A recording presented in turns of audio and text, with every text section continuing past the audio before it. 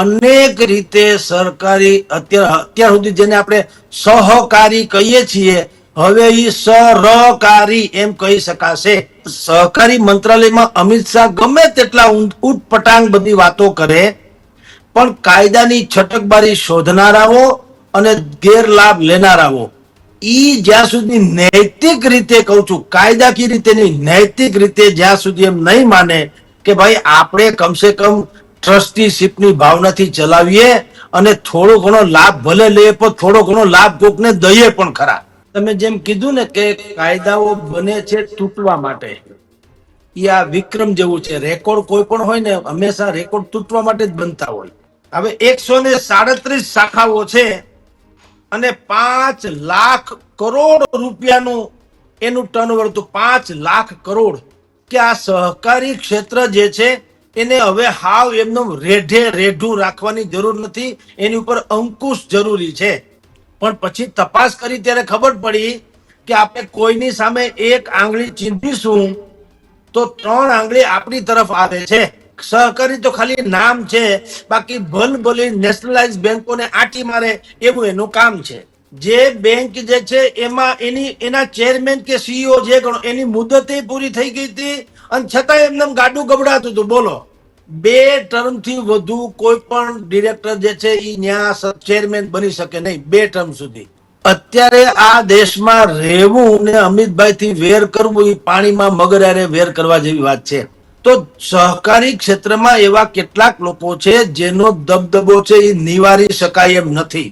લાયક ધરાવનારા માણસો આવે, ઓળખાણ ધરાવનારા નહીં. હવે અત્યારે મારી જેમ છે બધા ચકપલ તોય ચેરમેન છે ને હાકે છે ને ટેસડા કરે છે. કે બુદ્ધિપૂર્વક અત્યારે બંને ભારતીય જનતા પાર્ટી અને સહકારી ક્ષેત્ર એક સિક્કાની બેઉ બાજુ છે. કાયદાથી જ બધું સુધરી જવાનું હોત તો ભારતમાં રામ રાજ્ય હોત. રાજકારણી જુદા હોય, એને ઠેસ લાગે એટલે એને ખબર પડે ઓકે અહીંયા સમય આવે ત્યારે નીચું જોવામાં જરાય વાંધો નથી.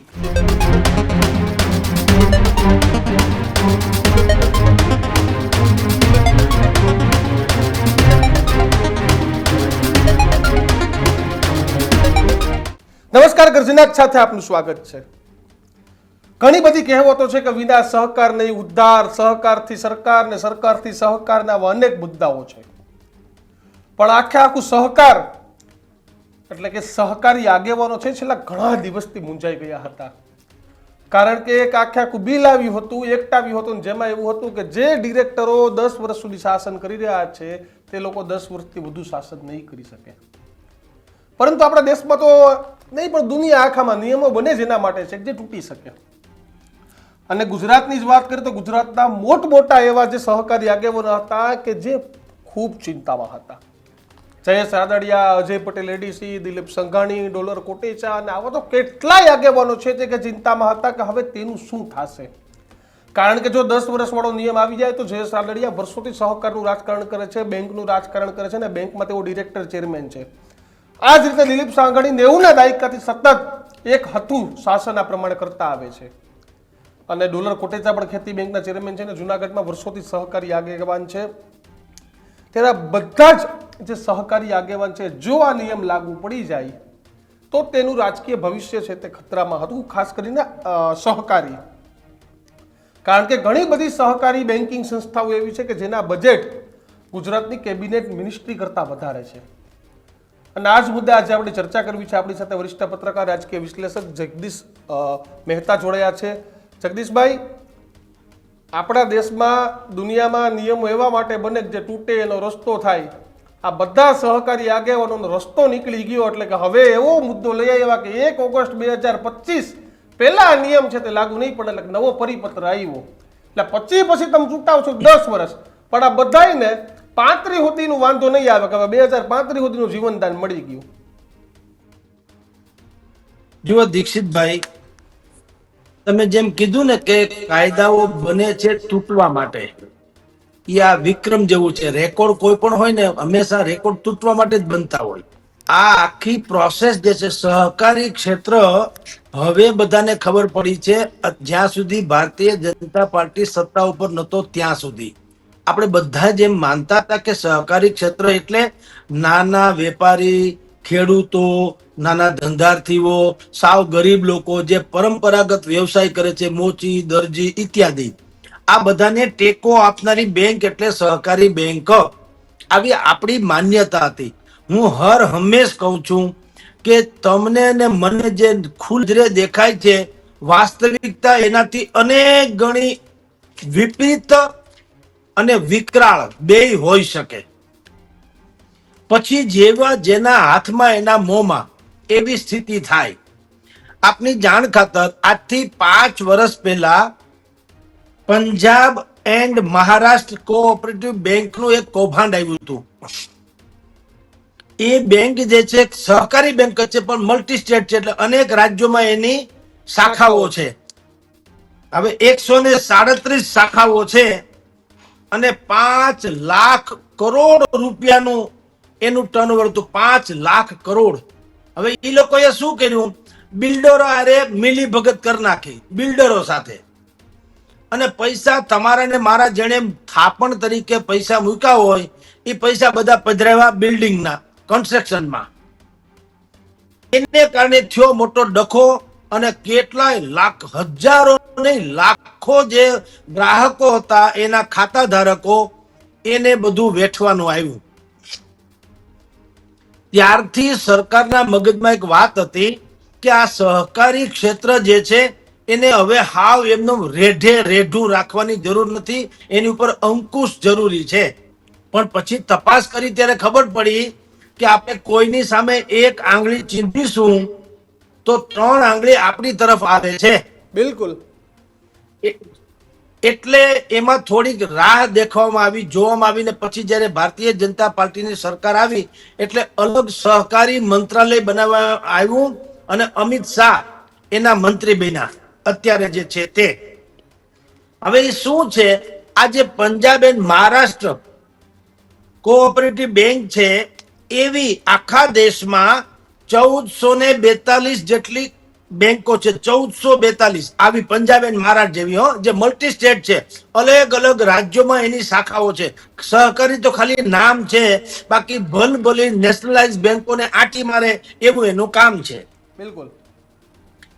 હવે એ 1482 જેટલી જે સહકારી બેંકો છે એમાં 58 મલ્ટી સ્ટેટ છે. જેમ કે રાજકોટ નાગરિક સહકારી બેંક, પછી તમારે અમદાવાદમાં માધવપુરા બેંક હતી તે એના જેવી, એ મલ્ટી સ્ટેટ.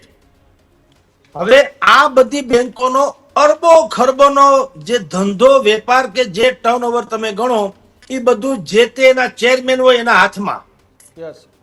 અને હાથમાં એના મોંમાં. એને કોઈ નીતિ નિયમ બહુ લાગુ પડે નહીં. બોલે સો નિહાલ સત શ્રી અકાલ, જે લોકો સહી કરે એનું હાલે. એટલે આપની જાણ ખાતર એવી 4 મલ્ટી સ્ટેટ બેંક હતી, જે બેંક જે છે એમાં એના ચેરમેન કે સીઈઓ જે ગણો એની મુદત પૂરી થઈ ગઈ હતી અને છતાં એમને ગાડું ગબડાતું હતું. બોલો. એ 4 બેંક એટલે Ahmedabad district bank, Gujarat state cooperative bank, Rajkot district bank અને જુનાગઢ ડિસ્ટ્રિક્ટ બેંક. આમ તો રાજકોટની નાગરિક બેંક પણ એમાં આવી જાય, પણ હમણાં જ એની ચૂંટણી થઈ હતી, બહુ ભારે વિવાદાસ્પદ રહી હતી. Yes. ઇતિહાસની પહેલી ચૂંટણી હતી જેમાં સામસામા ભારતીય જનતા પાર્ટીના લોકો જ સામસામા આવી ગયા હતા. હવે આ બધી જ બેંકો જે છે અરબો ખરબો વાળી, એ બેંકો ઉપર નિયંત્રણના નામે આ અત્યારે અમિત શાહે કે સહકારી મંત્રાલયે જે નિર્ણયો કર્યા ને 10 વર્ષ વાળી વાતો તમે જે કરી એ અપડેટ થયેલી વાત છે. આની પહેલા શું હતું, 2 ટર્મથી વધુ કોઈ પણ ડિરેક્ટર જે છે એ ન્યા ચેરમેન બની શકે નહીં 2 ટર્મ સુધી, ઉપરા ઉપરી. પછી એને બ્રેક લેવાનો, પછી પાછું ચૂંટાવવું હોય તો એક પછી પાછું ચૂંટાવવાનું. એમાં તમે જે નામ બોલ્યા દીક્ષિતભાઈ, એ બધા નામો આવી જાય. યસ. દિલીપ સંઘાણી, જયેશ રાદડિયા, ડોલરભાઈ કોટેચા વગેરે વગેરે, કે અજય પટેલ વગેરે. હવે આ લોકોએ બુદ્ધિપૂર્વક પછી પ્રેશર ટેકનિક અજમાવી. અત્યારે જે સુધારો આવ્યો ને પ્રેશર ટેકનિક નું પરિણામ છે. કારણ કે જગદીશભાઈ મોટા ભાગના અમિતભાઈ શાહના જૂથ સાથે જોડાયેલા છે. એ તમે ડોલરભાઈ કહો, અજયભાઈ કહો, જયેશભાઈ કહો, એક દિલીપભાઈ ખરા કે જેને બંને સાથે સારા સંબંધ છે, ઉપર નંબર 1 ને 2, પણ મોટા ભાગના જે સહકારી આગેવાનો છે એ અમિતભાઈ સાથે સીધી રીતે જોડાયેલા હતા. હવે એમાં એવું છે દીક્ષિતભાઈ, અત્યારે આ દેશમાં રહેવું ને અમિતભાઈ થી વેર કરવું એ પાણીમાં મગર વેર કરવા જેવી વાત છે. બિલકુલ.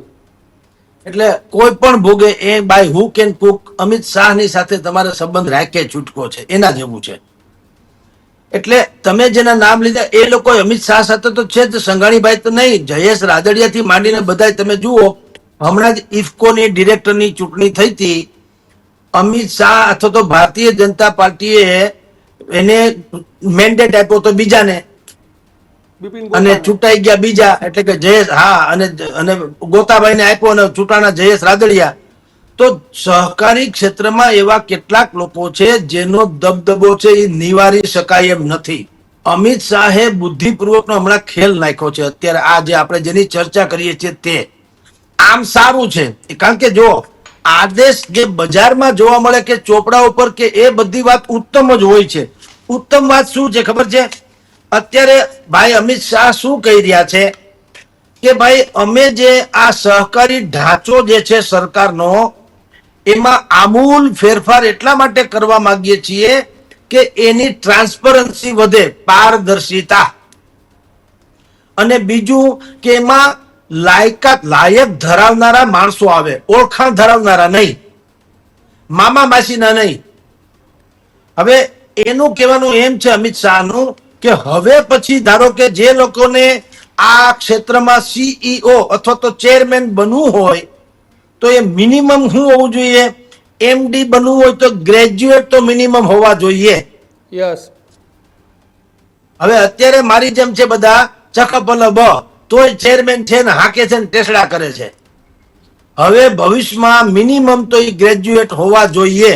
એટલું જ નહીં, ઈ બેંક જે હોય એનું જે કઈ સ્ટ્રક્ચર છે કારોબારી જેવું, એમાં શું શું હોવું જોઈએ? સીએ હોવો જોઈએ, પછી ક્રોસ એકાઉન્ટન્ટ હોવો જોઈએ, એ એમબીએ ભણેલા હોવા જોઈએ, અને પાછા એની બધાની ઉપર સરકાર પોતે બે પ્રતિનિધિ પોતાના મૂકશે સરકાર આ બોર્ડમાં. એટલે જેથી કરીને ધારો કે મારી કોઈ સહકારી મંડળી હોય તો હું મારે મન ફાવે એમ ચલાવી ન શકું. મારી ઉપર પાછા બે સરકારી લોકો હોય જેને મિનિમમ 8 વર્ષ જેટલો તો અનુભવ હોવો જોઈએ એવા. આમ કરીને એને આની ઉપર નિયંત્રણ મૂક્યા. એટલે તમને ને મને બેયને ખબર છે કે બુદ્ધિપૂર્વક અત્યારે બંને ભારતીય જનતા પાર્ટી અને સહકારી ક્ષેત્ર એક સિક્કાની બેઉ બાજુ છે. અત્યારે દેશમાં જેટલી પણ સહકારી ક્ષેત્ર છે એમાં ખાસ કરીને ગુજરાત, એ તો ગુજરાતમાં આપણે સહકારી ક્ષેત્ર બોલીએ છીએ, એ ભારતીય સહકારી ક્ષેત્ર બોલો ભારતીય જનતા પાર્ટીનું તોય ગણાય. બિલકુલ. પણ તમે જુઓ રાજકારણીઓમાં કેવી બુદ્ધિ હોય છે, કુશાગ્ર બુદ્ધિ, કે કોઈ એકમાંથી ધડો લઈને આખા દેશમાં એનો ડંકો વાગે ને એવી વ્યવસ્થા કરી શકે. એટલે અમિત શાહે ગુજરાતની આ 2-3 બેંકો જે મેં કીધું તેમ મુદત પૂરી થઈ ગયા છતાં પણ એમને ચાલતી હતી જૂના ચેરમેનના આધારે, એ બધાને ટાંકીને નવો ડખો શરૂ કર્યો સારા ઉદ્દેશથી કે હવે પછી લોકોને રોજગારી મળશે ભયંકર, એમ કે અમે જે બધા ફેરફાર કરીએ છીએ તો એ ફેરફારને કારણે એમ કે હવે પછીમાં 1.4 અબજ લોકોને રોજગારી, જો આ આંકડા બધા છે ને બહુ ખતરનાક હોય, 1.4 અબજ લોકોને રોજગારી મળશે. પછી પ્રાથમિક કૃષિ ઋણ સમિતિ, એટલે કે તાત્કાલિક ખેડૂતોને લોન આપે એવી સમિતિ 2 લાખ બનાવશું, 2 લાખ. પછી દરેક ગામ, કોઈ ગામ સહકારી ક્ષેત્રથી વંચિત ન રહેવું જોઈએ. અને હવે કેવળ સહકારી ક્ષેત્રમાં કયું અત્યારે શું સહકારી છે? મોટા ભાગે દૂધની ડેરી છે અને બાકી ખેડૂત લક્ષી છે એમ નહીં. હવે એમાં પેક્સ, નાના મોટા પેકિંગ કરનારી જે સંસ્થાઓ છે તે, ડેરી ફાર્મ, મત્સ્ય ઉદ્યોગ, આ બધાને પણ એમાં આવરી લેવામાં આવશે. ક્રેડિટ સહકારી સોસાયટીઓ આવાસ બનાવતી હોય તો એ પણ, ખાદી ગ્રામ ઉદ્યોગ, આ બધું જેમાં સહકારી શબ્દ લાગે એ બધું જ સહકારી મંત્રાલય અંતર્ગત આવવાનું. અને એને કારણે દેશભરમાં 8.30 લાખ જેટલી સહકારી સમિતિ છે એ બધી અમિત શાહ કે સહકારી મંત્રાલયના નિયંત્રણ અંતર્ગત આવશે. અને એની સાથે તો સીધી રીતે સંકળાયેલા હોય એવા 30 કરોડ લોકો જે છે એની ઉપર અમિત શાહ કયો કે સહકારી મંત્રાલય કયો એનું સીધું વર્ચસ્વ સ્થપાશે. 30 કરોડ આ બહુ મોટી જનસંખ્યા છે જે ભવિષ્યમાં ચૂંટણીમાં કામ લાગે. જી દીક્ષિતભાઈ. એટલે જગદીશભાઈ, એક સહકારી માળખાની આપણે વાત કરી કે સહકારી માળખો ખેડૂતને ફાયદો કરાવો, આ કરાવો, પણ અત્યારે તો તમે આખી ઘટનામાં જોવા જાવ તો આ નેતાઓને ફાયદો અત્યારે થઈ ગયો. જનતાનું, ખેડૂતોનું, જે આખી તમે ઘટના જો તો થવું હોય થાય. પણ તમને એવું લાગશે કે હવે પછીની પેઢીમાં જે સહકારી આગેવાનો છે, જે 20-25 વર્ષથી પેઢી ગયેલા હતા, તેમાંથી છુટકારો મળી નવા આગેવાનો છે તેને ચાન્સ મળશે? જો દીક્ષિતભાઈ, કાયદાથી જ બધું સુધરી જવાનું હોત તો ભારતમાં રામ રાજ્ય હોત. બિલકુલ. કારણ કે આપણા જેવું બંધારણ વિશ્વમાં ક્યાંય નથી. ડોક્ટર બાબા સાહેબ આંબેડકરની અધ્યક્ષ હેઠળની સમિતિએ જે બનાવ્યું એ એકેય કાયદો એવો નથી કે જેમાં જનતાની હિત સમાયેલું ના હોય. બિલકુલ. પરંતુ સ્થિતિ શું છે એ તમે ને હું બે જાણીએ છીએ. કાયદા કરતા જો છટકબારીનું આખું પુસ્તક બહાર પાડવાનું થતું હોત તો વિશ્વનું સૌથી દળદાર પુસ્તક આપણે બહાર પાડી શક્યા હોત, ભારત.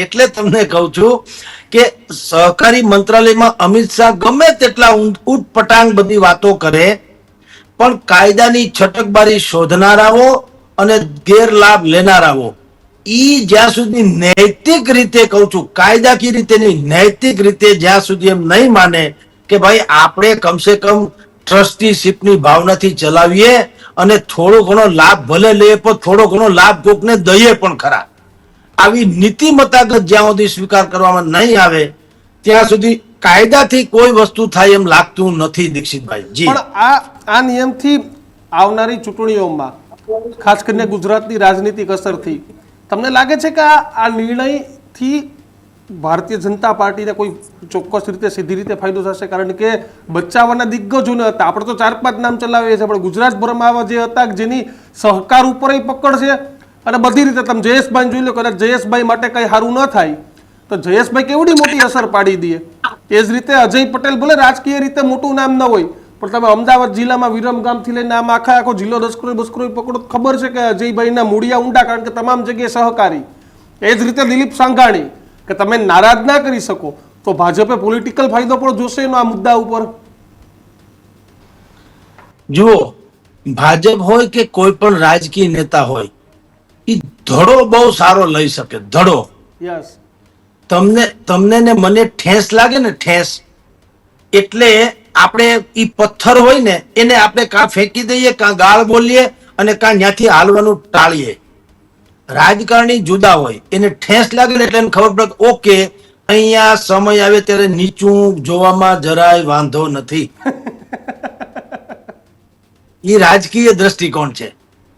હવે ગુજરાતની સહકારી ક્ષેત્રમાં જેટલું પણ કૌભાંડ કયો કે જે કઈ સત્તા કયો કે જે કઈ ચાલે છે એના ઉપરથી અમિત શાહે ધડો લીધો. ધડો શું લીધો કે આ સહકારી ક્ષેત્ર છે શું, તો ખબર પડી કે દેશભરમાં 8.30 લાખ 8,30,000 આટલી સહકારી મંડળીઓ નાની મોટી છે અને એમાં 30 કરોડ લોકો સીધી રીતે સંકળાયેલા છે. 30 કરોડ. અને બીજું આપની મજાની વાત કહું, આ 30 કરોડ કેવા છે ખબર છે? જે સીધા મતદારો હોય, કારણ કે આમાં સદસ્ય કોઈ સગીર તો થાય નહીં, બાળક તો થાય નહીં, બધા મતદારો જોઈ, બધા જ મતદારો છે. પછી આગળ ઉપર વિચાર કર્યો એને કે આ ગુજરાતમાં છે એ તો ઠીક છે, ભાજપનું શાસન છે ને બધી વાત, તો હાલો આપણે આગળ વધીએ. તો તમે દીક્ષિતભાઈ આપણે જાણીએ છીએ કે મહારાષ્ટ્રમાં સુગર ખાંડની જે લોબી છે, સુગર લોબી. આપણે જેમ અહીંયા તેલિયા રાજા છે એમ ત્યાં ખાંડિયા રાજા છે, ખાંડના સાકર. મોટા રાજા શરદ પવાર પાછા. આપ જાણો છો, રાઈટ? તો મહારાષ્ટ્રમાં સુગર મિલ છે, કેરળમાં બેન્કિંગ ઉદ્યોગ છે, ડાબેરી પાસે છે. બેન્કિંગ કોઓપરેટિવ સેક્ટર્સ, બેન્કિંગ ઈ કેરળમાં છે, ડાબેરી પક્ષો પાસે, ટૂંકમાં ભાજપ પાસે નથી. ઉત્તર પ્રદેશ, કર્ણાટક, તામિલનાડુ, મધ્યપ્રદેશ, ગુજરાત અને મહારાષ્ટ્ર આ સહકારી ક્ષેત્રોના મુખ્ય રાજ્યો છે. બિલકુલ. અને જ્યાં તમામ સહકારી ક્ષેત્રો જે છે, ગુજરાતને બાદ કરો અને થોડું ઘણું મધ્યપ્રદેશને બાદ કરો તો બાકી ગુજરાત ભારતીય જનતા પાર્ટીના હાથમાંથી બીજા લોકોના હાથમાં છે. બિલકુલ. હવે આ બધાનું જે તમે કહો છો એમ સહકારી ભવન બનાવવામાં આવે, મંત્રાલય બની ગયું છે, અમિત શાહ કે એમ થાય અથવા તો નીતિ નિર્ધારણ થાય તો બધાએ અમિત શાહને તો પગે લાગવું પડે, એ તો હકીકત છે. 100%. એટલે બુદ્ધિપૂર્વક મેં તમને કીધું ધડો લીધો સુરેશ પ્રભુ, બહુ હોશિયાર વ્યક્તિત્વ છે. એના અધ્યક્ષ હેઠળ 48 સદસ્યોની એક સમિતિ બનાવવામાં આવી, જેણે આ નવા કાયદા ઘડી કાઢ્યા.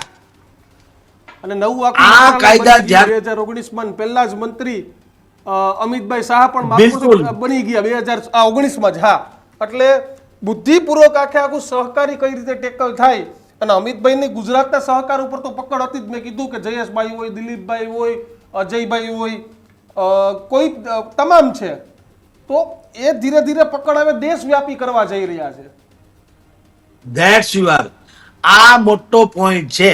હવે દેશભરનું સહકારી ક્ષેત્ર છે એ અમિત શાહના એટલે કે સહકારી મંત્રાલયના એના નેજા હેઠળ આવશે. એટલે અત્યાર સુધી આપણે શું માન્ય દીક્ષિતભાઈ કે ભાઈ સૌથી પહેલા પ્રાઇમ મિનિસ્ટર, ત્યાર પછી ફાઇનાન્સ મિનિસ્ટર, ત્યાર પછી ગૃહ મિનિસ્ટર, એવી આપણે સામાન્ય રીતે જોતા આવીએ છીએ કે ગૃહમંત્રી જે છે એને આપણે નેક્સ્ટ ટુ સીએમ કે પીએમ કહીએ છીએ.